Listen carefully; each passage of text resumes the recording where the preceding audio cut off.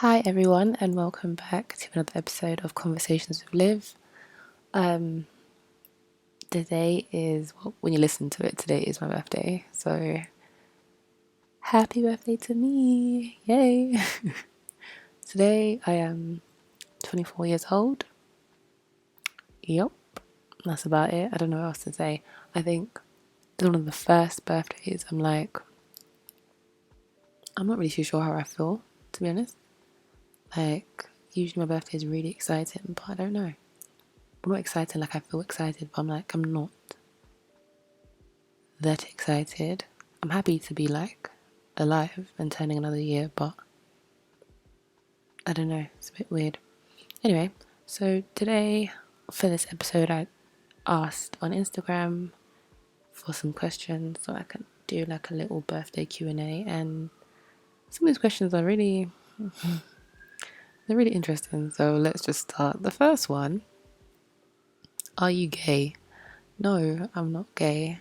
The person that asked this question, they know who they are, but anyway. Another person said open and OnlyFans, and yeah, no, that's not gonna happen. First of all, I don't have content for an OnlyFans, and second of all, no, there's no. Okay, the third question: what did this year teach you? So someone asked, what have you learnt this past year, and what did this year teach you? So I just thought I'd merge them into two, well, into one. Sorry. So one thing I learned is that nothing is in my control. And that's something that you kind of hear all the time, like, oh yeah, God's in control, whatever your plans are. God's plans will prevail over those things. But it's genuinely, the only thing you are in control of is your happiness and how you react to things.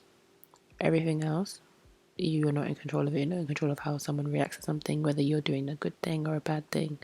You're not in control of your employment status, anything. You but to kind of accept that, I think, is a freeing thing, because you kind of learn to not take certain things so personally sometimes, as well as your ease. It's easier to move on from certain things when you realize that it's not about you, it's not up to you. So yeah, that's just the main thing. Nothing is really in my control. The next question is, what's your highlight of the year? So I made personal achievements in terms of my own personal development and growth. Certain habits that I wanted to get rid of, I did. Things I wouldn't be able to do, I did. I'm being very vague, but they're personal to me, so yeah, I'm not gonna say them. I enjoyed the connections I made this year. I think that's been really good, and also the experiences I've had. Despite there being a pandemic, I still have had quite a few good moments, so that's been quite nice. The next question is, how do you stay positive?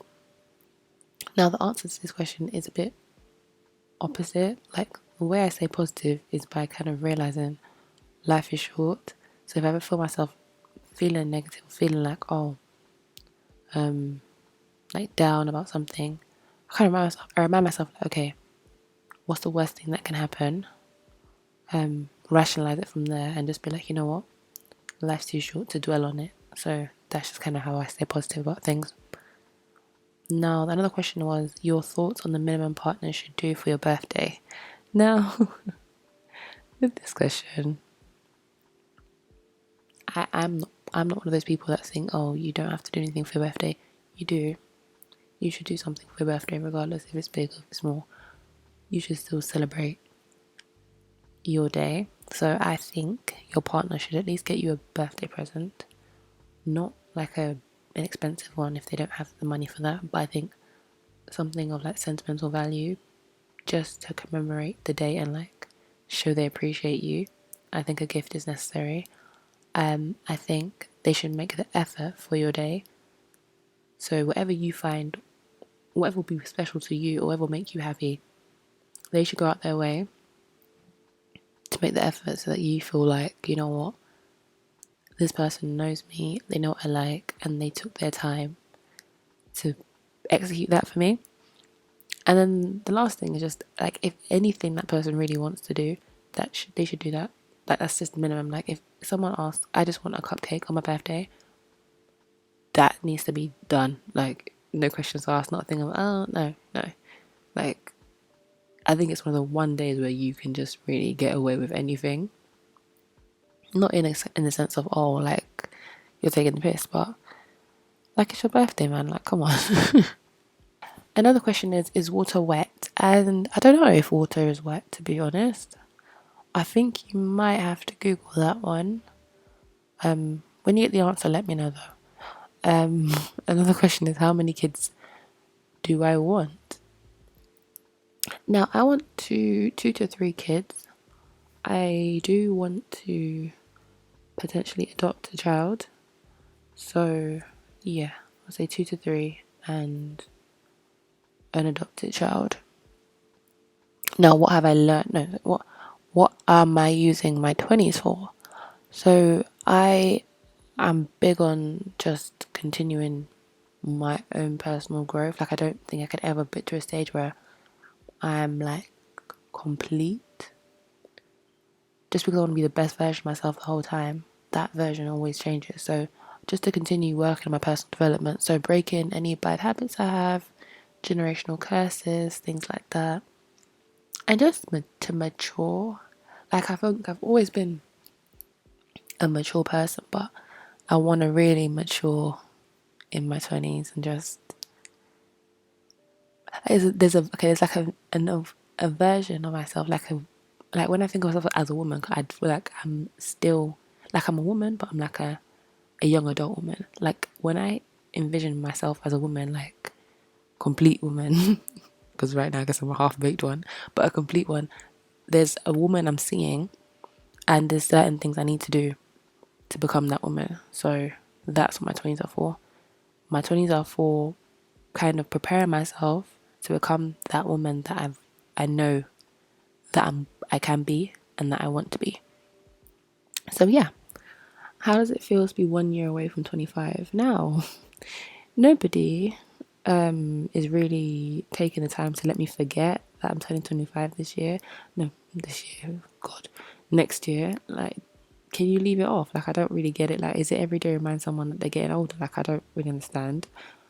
It's weird because the last major milestone I had was 21, because I didn't count 23 as one. So to be turning 25 is mad. Like wow.